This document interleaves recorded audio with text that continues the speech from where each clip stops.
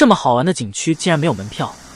故事还要从石拉子瀑布说起，这处景区还是我来寻找石拉子瀑布时候发现的。于是我就抱着试试的心态，骑着摩托驶入了景区，结果发现竟然不收门票。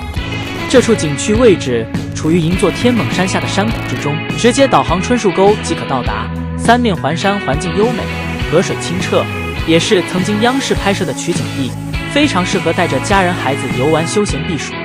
因为是已经被开发的景点，所以有部分娱乐设施还是需要收费的。但过来玩的朋友还是要注意几点的：车辆是不允许驶入景区山谷之中的，但可以花10元就可以坐观光小火车上去，不想坐也可以徒步走上去。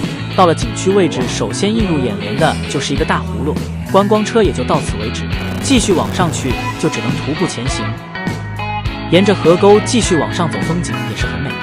要是骑着摩托的话，可以绕山谷一圈下来。来这里玩就是摩友们的福音。在山谷最上位置有几家非常不错的饭店，可以吃饭的地方。